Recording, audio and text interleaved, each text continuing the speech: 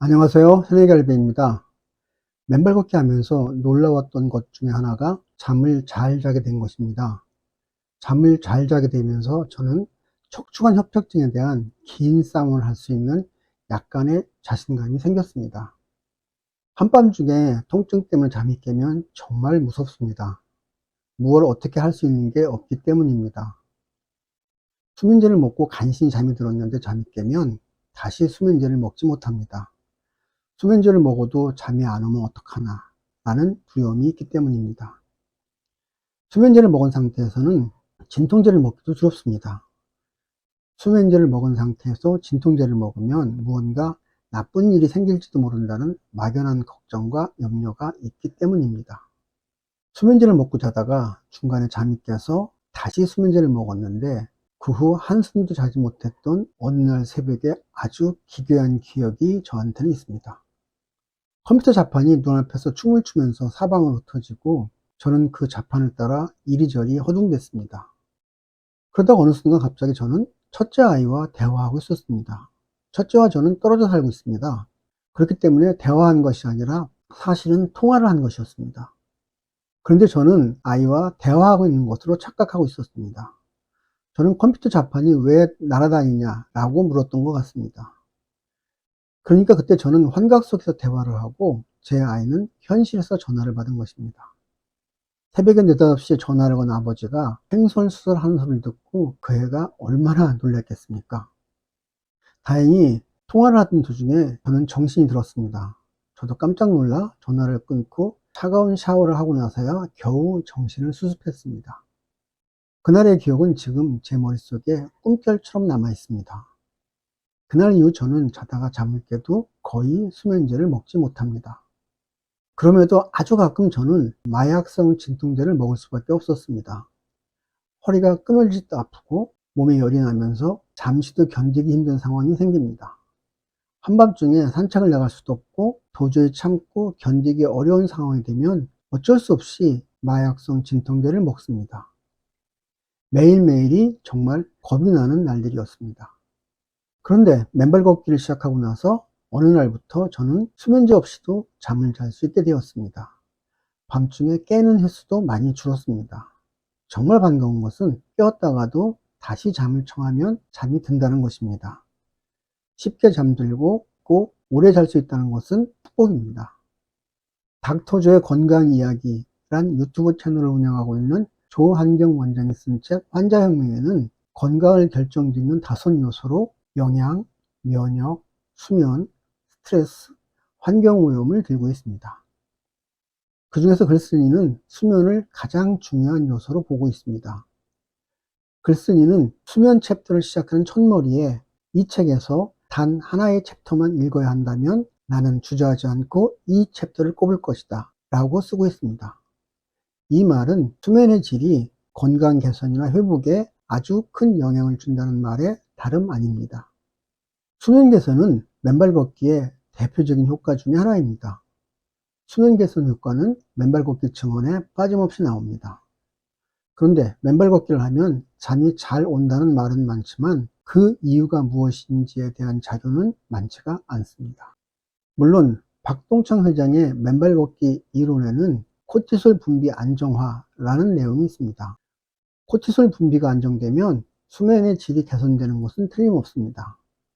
잠을 자야 할 시간에 코티솔 분비가 많아지면 잠을 자는 게 어려워지기 때문입니다.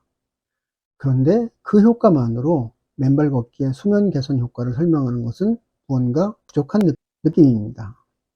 그러다가 세로토닌으로 유명한 이시영 박사님의 영상을 보고 큰 힌트를 얻었습니다. 맨발 걷기가 수면 호르몬인 멜라토닌과 관계가 있다는 실마리를 발견했기 때문입니다. 이번 영상부터 몇 회에 걸쳐 이시영 박사님의 강의 내용을 바탕으로 세로토닌과 멜라토닌 그리고 수면이 맨발 걷기와 어떤 관련이 있는지에 대해 알아보려고 합니다.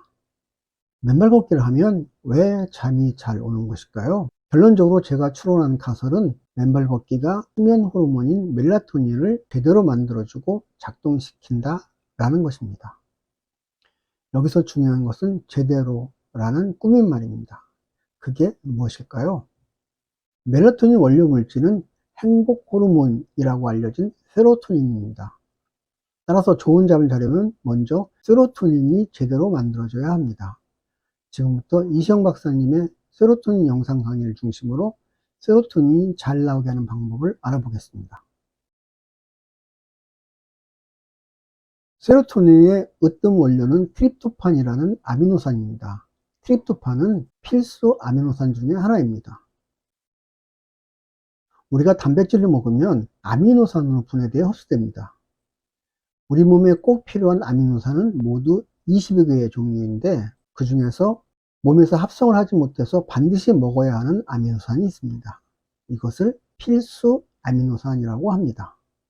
멜라토닌 원료가 되는 세로토닌은 뇌 신경세포에서 합성이 됩니다. 뇌에서 합성하기 위해서는 트립토판이 BBB라고 불리는 장벽을 통과하여 뇌로 건너가야 합니다. BBB는 Blood Brain Barrier의 머릿글자로 혈액 뇌 장벽이라고 합니다.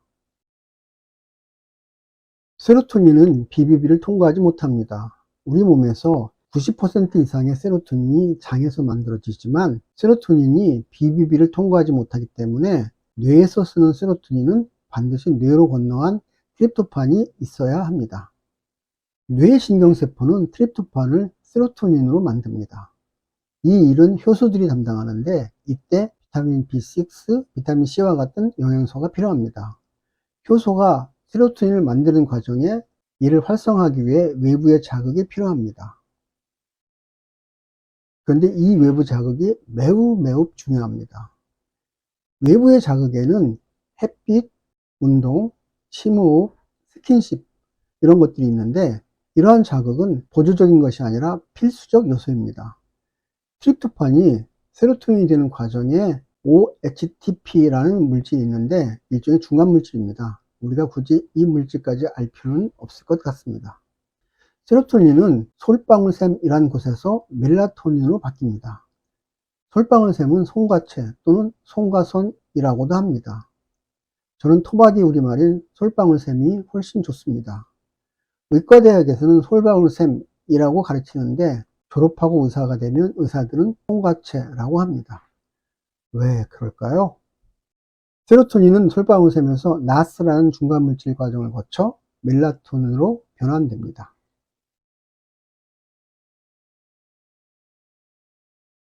이 그림은 이시영 박사의 영상에서 캡처한 것입니다. 이시영 박사님의 강의에 의하면 한국인들은 보통의 한식을 골고루 먹으면 세로토닌을 얻는데 그리 큰 어려움은 없다고 합니다. 따라서 이 그림에 나타난 음식들을 챙겨 먹으려고 그리 애쓸 필요는 없다고 봅니다. 트립토판은 장에서 흡수되어 혈관을 통해 뇌로 전달됩니다. 이시영 박사님의 강의에 의하면 세로토닌 생성에 매우 중요한 요소가 외부 자극이라고 합니다. 즉 세로토닌에 필요한 영양소가 아무리 많이 준비되어 있다 하더라도 외부 자극이 충분하지 못하면 세로토닌은 제대로 만들어지지 않는다고 합니다. 지금부터 이 내용을 살펴보겠습니다. 참고로 이 내용은 이시영 박사의 영상을 참고한 것입니다. 이 그림에서 보는 것처럼 효소가 트립토판을 세로토닌으로 바꿀 때 외부 자극이 필수적입니다. 이시영 박사님의 영상에서 제시하는 외부 자극은 모두 6개입니다. 그것은 햇빛, 걷기, 스킨십, 식사, 호흡, 뇌관 자극 이런 것들입니다. 첫째는 햇빛이 있어야 합니다. 아침에 신선한 해를 보며 20분 정도만 걸으면 됩니다. 그러면 비타민 D 부족도 해결할 수 있고 골다공증에도 보탬이 됩니다. 자외선이 걱정이 되면 모자를 쓰면 됩니다. 햇빛은 꼭 직사광선이 아니어도 괜찮다고 합니다. 다만 선글라스는 안 됩니다. 이것은 멜라토닌 합성과도 관련이 있습니다. 햇빛이 부족한 북유럽 사람들은 우울증에 많이 걸린다고 합니다. 그것은 대체로 세로토닌 부족이 원인으로 지목되고 있습니다. 둘째는 리듬 운동입니다. 세로토닌 생성에 자극을 주려면 일정한 간격으로 근육이 수축, 이완을 반복해야 합니다. 거의 대부분의 운동이 이에 해당되지만 특히 걷기가 추천되고 있습니다.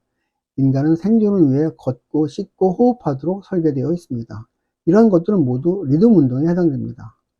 그냥 하루에 얼마 동안 걸으면 됩니다. 밥 먹고 난 후 30분 정도 하루 3번 걸으면 아주 좋습니다. 원시인들은 채집과 수렵으로 살았습니다. 우연히 딸기밭을 찾으면 적당히 먹고 집에 와서 쉬었다가 다시 먹으러 나가야 했습니다. 가져와도 적당한 저장 방법이 없었기 때문이었죠. 이처럼 인간은 적게 먹고 많이 걷도록 설계되어 있습니다. 세 번째는 스킨십입니다. 포옹, 악수, 어깨동무와 같이 사랑하는 연인이나 가족과 자주 스킨십을 가지면 세로토닌 형성에 좋은 자극이 됩니다. 네 번째는 규칙적인 식사입니다. 뇌는 매우 까다로운 조직입니다. 사람의 뇌는 전체 에너지의 20%를 쓴다고 합니다. 뇌에는 에너지를 저장하는 어떤 공간도 없습니다. 그래서 필요할 때 에너지를 잘 공급해 주어야 합니다. 뇌는 포도당만 에너지로 씁니다. 그래서 규칙적인 식사가 매우 중요합니다. 필요할 때 적절한 당분을 공급해 주어야 하기 때문입니다. 다섯째는 복근 심호흡입니다. 호흡은 내쉬고 들이마신다 라는 뜻입니다. 그래서 내쉬는 게 먼저입니다. 입을 가늘게 열고 천천히 길게 완전히 내쉽니다. 그러면 기분이 좋아지고 마음이 편안해져서 부교감 신경이 우위에 서게 됩니다. 내쉴 때는 입으로, 들이마시는 것은 코로 합니다. 복근 심호흡은 1분에 3, 4회 정도가 적당합니다. 마지막으로 음식을 잘 씹는 것입니다. 한 입에 30번 이상 씹는 게 좋습니다. 그런데 이 씹기는 흔히 말하는 음식 많이 씹기와는 이유가 조금 다릅니다. 씹기를 많이 하는 이유가 음식물 소화와 관련된 것이 아니라 뇌관을 자극하기 위한 것이기 때문입니다. 음식을 오래 씹으면 씹는 자극이 뇌관을 자극하는데 이 뇌관에 세로토닌 신경이 많이 분포되어 있습니다. 음식을 오래 씹어야 할 이유가 하나 더 생겼습니다. 앞서 살펴본 바와 같이 세로토닌이 멜라토닌의 원료 물질이 됩니다. 따라서 세로토닌이 잘 만들어지면 당연히 멜라토닌이 잘 만들어질 것입니다. 멜라토닌이 잘 만들어지면 수면의 질도 당연히 좋아지게 됩니다. 이시영 박사님이 설명한 세로토닌 생성 자극인자 6가지 중 햇빛, 걷기, 복식 호흡 또는 스킨십은 맨발 걷기를 하면 모두 얻을 수 있는 것들입니다. 혼자 걸으면 복식 호흡을 하면서 걷고 아내나 남편 또는 연인과 함께 걸으면 다정히 손잡고 걸으면 됩니다. 골고루 식사하는 것과 오래 씹기는 맨발 걷기를 생활화하다 보면 그리 어렵지 않게 실천할 수 있습니다. 가장 손쉬운 방법은 흰쌀 대신 통쌀, 즉 현미로 바꾸는 것입니다. 저는 맨발 걷기를 하면서 현미로 바꾸었는데 현미를 먹으면서 오래 씹기는 저절로 해결되었습니다. 저는 최근 거의 5년 동안 먹던 척추관 협착증 약을 끊었습니다. 먹는 척추관 협착증 약은 치료제가 아니라 그냥 진통소염제입니다. 통증을 견디기 어려우니까 할 수 없이 먹는 것입니다. 맨발 걷기 하기 전에 제일 고통스러웠던 것 중에 하나가 잠자는 것이었습니다. 잠이 잘 안 오고 잠도 옅으니까 통증이 있으면 잠도 못 들고 자다가 깨기도 일쑤였습니다. 영상 첫머리에서 말한 것처럼 특히 한밤중 새벽 2, 3시쯤 통증으로 잠이 깨는 것은 공포 그 자체였습니다. 그런데 지금은 통증을 견딜 수 있을 정도로 잠을 잘 잘 수가 있어 견디기가 훨씬 수월합니다. 이제는 수면제나 진통제를 먹지 않고도 잠을 충분히 잘 수 있을 정도가 되었기 때문에 낮에 통증 관리만 잘하면 그럭저럭 견딜만 합니다. 저는 제가 잠을 잘 자게 된 것이 맨발 걷기 때문이라고 믿습니다. 그리고 그 구체적인 이유는 세로토닌과 멜라토닌이 전에보다 훨씬 제대로 나오기 때문이라고 생각합니다. 지금까지 이 영상에서 살펴본 내용에 의하면 맨발 걷기를 하면 세로토닌이 잘 나올 수 있는 기본적인 여건이 마련되는 것 같기도 합니다. 그런데 여기에 약간 미심쩍은 게 있습니다. 저는 맨발 걷기를 하기 전에 신발을 신고 걷기 운동을 꾸준히 했습니다. 앞서 살펴본 세로토닌 자극인자를 놓고 보면 맨발 걷기와 걷기 운동은 다를 게 없습니다. 그런데 열심히 걷기를 했음에도 불구하고 잠은 잘 자지 못했습니다. 즉 걷기로는 수면 개선 효과를 거의 보지 못했던 것입니다. 왜 신발을 신은 채 걷기를 했을 때와 맨발 걷기를 했을 때 수면의 질에 차이가 있었을까요? 저는 이것이 궁금했습니다. 다음 영상은 이 이유를 찾아가는 내용으로 만들어 볼 계획입니다.